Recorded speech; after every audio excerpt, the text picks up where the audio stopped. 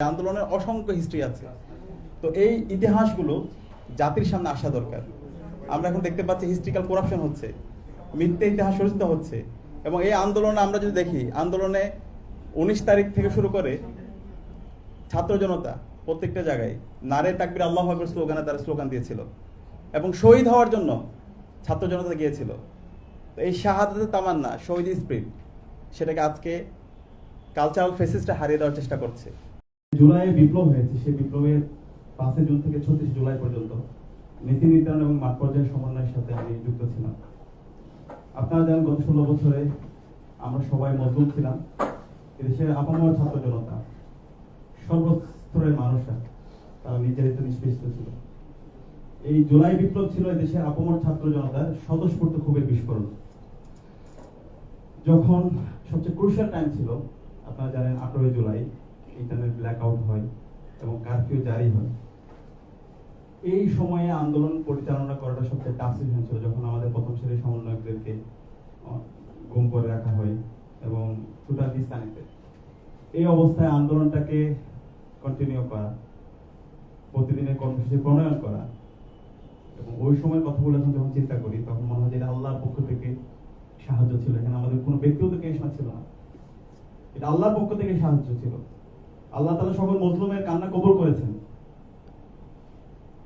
সেই 19 জুলাই আমরা এখনো মনে করি, যখন আমরা সকাল থেকে আমাদের যাত্রাবাড়ি, মিরপুর, রামপুরা, পাটনা সহ সারা দেশের আপামর মুক্তিকামী ছাত্র জনতা তার রাস্তায় নেমে পড়েছিল। তখন পরবর্তী দিনে কর্মসূচি কি হবে কারোর সাথে আমরা যোগাযোগ করতে পারছিলাম না। সেই সময়ে সর্বপ্রথম আমরা যেটা করলাম, পরবর্তী দিনে কর্মসূচি ঠিক করলাম এবং আমরা এমন কর্মসূচি ঠিক করলাম যেখানে নেতা থাকুক আর না থাকুক যেন আন্দোলন চলতে থাকে। এবং সে আলোকে তখন আমরা 9 দফা প্রণয়ন করেছিলাম। এবং 9 দফাটা এমনভাবে প্রণয়ন করা হয়, এই 9 দফা যদি খুনি হাসিনা মেনে নেয়, এক নাম্বার হচ্ছে তার গভর্নমেন্ট থাকবে না, তার গভর্নমেন্ট ভেঙে চুরমার হয়ে যাবে। একই সাথে তার যে পার্টি স্ট্রাকচার আছে সেই পার্টি স্ট্রাকচার যারা দিতেন। তো সেভাবে আমরা 9 দফা তৈরি করে মিডিয়া হাউসগুলোতে তখন পৌঁছে দিয়েছিলাম। এবং ওই সময়ের মিডিয়া আমরা সবাই জানি, আমরা যখন 9 দফা তৈরি করেছিলাম এবং মিডিয়া হাউসগুলোতে যাচ্ছিলাম, তখন আমাদের এই 9 দফাগুলো তারা গ্রহণ করছিল না। প্রত্যেকটা অফিসে এজেন্সি লোকরা বসেছিল। কিন্তু আমরা আল্লাহর উপর ভরসা করে আমরা প্রত্যেকটা মিডিয়া হাউসে গিয়েছিলাম এবং আমরা প্রিন্ট করে প্রত্যেকটা কপি দিয়ে আসছিলাম এবং আন্তর্জাতিক মিডিয়াগুলোতে পৌঁছে দিয়েছিলাম। একই সাথে সমন্বয়ক তখন আব্দুল কাদেরকে সেফ হোমে থাকার ব্যবস্থা করেছিলাম এবং তার থেকে ভিডিও আমরা নিয়ে সেটা হচ্ছে আন্তর্জাতিক মিডিয়াগুলোতে পৌঁছে দিয়েছিলাম। এবং যখন আমরা এই 9 দফা দিয়েছিলাম, বেশিরভাগ মিডিয়া তখন ছাপায় না, বরং এই 9 দফাকে তারা আরো মডিফাই করে প্রথম যে দফা ছিল ছাত্র হত্যার দায় নিয়ে খুনি হাসিনাকে জাতির কাছে প্রকাশ্য ক্ষমা চাইতে হবে, সেই দফাকে তারা বাদ দিয়েছিল। এবং এমন একটা তারা 8 দফা তৈরি করেছিল যে 8 দফা মেনে নিল তার কিছু হবে না। তখন আমরা এই 9 দফাটাকে অফলাইনে ট্যাক্স করে আমাদের সারা দেশে যারা সহযোগিতা ছিল তাদেরকে আমরা পৌঁছে দিয়েছিলাম এবং আমরা বলেছিলাম এই 9 দফা হচ্ছে আমাদের মুক্তির সনদ। এই 9 দফা যতক্ষণ না মানবে আমরা আমাদের লড়াই চালিয়ে যাব। এবং এইভাবে আমরা প্রতিদিনই সে 19 তারিখ থেকে 2 তারিখ পর্যন্ত যতগুলো কর্মসূচি গিয়েছিল প্রত্যেকটা প্রেস লিস্ট আমি এবং আমার সাথে টিম ছিল, আমরা লিখেছিলাম। একই সাথে সমন্বয়কদেরকে সেফ হোমে রাখার ব্যবস্থা করা এবং ডকুমেন্টেশনের কাজ করা। ওই সময়ে ডিসকানেক্টেড সবাই, প্রত্যেকটা হাসপাতালে গিয়ে লাশের সারি ছিল, সেখানে গিয়ে প্রতিদিনের তালিকা তৈরি করা, শহীদদের আহতদের তালিকা তৈরি করা। এক্ষেত্রে আমাদের সাংবাদিক ভাই এবং বোনেরা আমাদেরকে যথেষ্ট সহায়তা করেছিল। এবং 26 তারিখ প্রথম আমরা শহীদদের তালিকা প্রকাশ করেছিলাম, প্রায় 266 জন শহীদের তালিকা। এইভাবে আমরা আমাদের আন্দোলন আপামর ছাত্র জনতাকে সাথে নিয়ে আলহামদুলিল্লাহ আন্দোলন পরিচালনা করেছিলাম এবং এই আন্দোলনের অসংখ্য হিস্ট্রি আছে। তো এই ইতিহাসগুলো জাতির সামনে আসা দরকার। আমরা এখন দেখতে পাচ্ছি হিস্ট্রিক্যাল করাপশন হচ্ছে, মিথ্যে ইতিহাস রচিত হচ্ছে। এবং এই আন্দোলনে আমরা যদি দেখি, আন্দোলনে 19 তারিখ থেকে শুরু করে ছাত্র জনতা প্রত্যেকটা জায়গায় নারে তাকবীর আল্লাহু আকবার স্লোগানে তারা স্লোগান দিয়েছিল এবং শহীদ হওয়ার জন্য ছাত্র জনতা গিয়েছিল।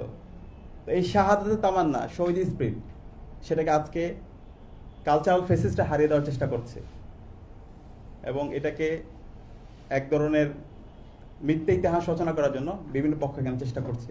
তো সেই জায়গা থেকে আজকে যে বইটি আসছে, আশা করছি এটা ইতিহাসে একটা গুরুত্বপূর্ণ দলিল হবে এবং এই ধরনের বই আমাদের সবার লেখা দরকার। আমরা যারা 24শে জুলাই বিপ্লবের সাক্ষী ছিলাম, প্রত্যেকটা ঘটনা আমাদেরকে লেখা দরকার এবং জাতির সামনে নিয়ে আসা দরকার। এবং বিশেষ করে এখানে মাদ্রাসা শিক্ষার্থীদের যাত্রাবাড়ি, মাদ্রাসা শিক্ষার্থীদের যে বিশাল কন্ট্রিবিউশন, আমাদের 100-র মধ্যে আমাদের মাদ্রাসা ভাই বোনরা শহীদ হয়েছে, তাদের ইতিহাসগুলো জাতির সামনে নিয়ে আসা দরকার। তো আমরা আশা করছি আমাদের জায়গা থেকে প্রত্যেকে আমরা এই হিস্ট্রিকে জাতির সামনে তুলে ধরবো এবং এই পাশাপাশি শহীদদের যে স্পিরিট, শহীদদের যে আকাঙ্ক্ষা, সে আকাঙ্ক্ষার আলোকে আমরা আমাদের নতুন বাংলাদেশ বিনির্মাণ করবো ইনশাআল্লাহ। এবং এই জুলাই পরবর্তী আমরা এখন বর্তমানে হতাশ হচ্ছি। আজকে ছাত্র জনতা রক্তের উপর যে অন্তর্বর্তীকালীন সরকার গঠিত হয়েছে, তারা শহীদদের সাথে প্রতারণা করছে। আজকে তারা আমাদের যে আকাঙ্ক্ষা ছিল, বিপ্লবের যে আকাঙ্ক্ষা ছিল, সেই আকাঙ্ক্ষা তারা পূরণ করছে না, বরং তারা ফেসিবাদের পারপাস তারা পূরণ করছে। আমরা অন্তর্বর্তীকালীন সরকারকে অনুরোধ করব, আমাদের যে দাবি ছিল এই গণহত্যার বিচার, ফেসিবাদী ব্যবস্থাকে বিলোপ করা এবং নতুন রাজনৈতিক কালচার বিনির্মাণ করা, সেটার জন্য আপনারা কাজ করুন। আমরা একটা জাতি আর কত রক্ত দিব? গত 54 বছরে আমরা তো কম রক্ত দিইনি। এত রক্ত দেওয়ার পরে যদি আমরা আমাদের দেশটাকে বিনির্মাণ করতে না পারি, তাহলে আমরা কখন পারবো? আমি আজকে তুরস্ক থেকে আসলাম, ওইখানে যাওয়ার পরে আমার অন্যরকম একটা অনুভূতি তৈরি হচ্ছিল। তারা কিভাবে সিভিলাইজ হয়েছে, তারা কিভাবে সিভিক এডুকেশন নিয়ে কাজ করেছে, কতগুলো প্রতিষ্ঠান তারা তৈরি করেছে। তারা তাদের নিজেদের মধ্যে অনেক রাজনীতি থাকতে পারে, কিন্তু ন্যাশন বিল্ডিং এর জায়গায় সবাই ঐক্যবদ্ধ এবং এই জায়গায় সবাই ঐক্যবদ্ধভাবে তারা কাজ করে। কিন্তু আমরা 54 বছরে এখন আমরা কোনো ধরনের ন্যাশনাল কনসেনসাস আমরা আসতে পারিনি। তো সে কারণে এখনই সময় আমাদের এই দেশটাকে বিনির্মাণ করার, এবং সে জায়গায় আমরা যারা 24শে জুলাইয়ের সহযোদ্ধারা আছি, আমরা মনে করি আমাদের এই লড়াই অনেক লম্বা। সেই লড়াই বিজয়ী না হওয়ার আগ পর্যন্ত আমরা আমাদের এই লড়াই চালিয়ে যাবো ইনশাল্লাহ। এবং এর জন্য যদি আমাদের জীবন দিতে হয়, সেই জীবন দেওয়ার জন্য আমরা প্রস্তুত আছি ইনশাল্লাহ। এবং এই বাংলাদেশটাকে আমরা আমাদের শহীদদের যে আকাঙ্ক্ষা, সে আকাঙ্ক্ষার আলোকে আমরা বিনির্মাণ করবো ইনশাল্লাহ। তো সেই জন্য সবাইকে উদাত্ত আহ্বান জানিয়ে আমি আমার অবিচল কথাবার্তা এখানে শেষ করছি। আসসালামু আলাইকুম ওয়া রাহমাতুল্লাহ। ধন্যবাদ সাদিক রায়কে। আমরা মজলুম সম্পাদক মাহমুদুর রহমান সাহেবের কথা শুনবো। তার আগে আমরা এই গণ অভ্যুত্থানে সামনের সারিতে থেকে নেতৃত্ব দেয়া, যার স্লোগান স্কুলিং এর মতো কাজ করেছে এবং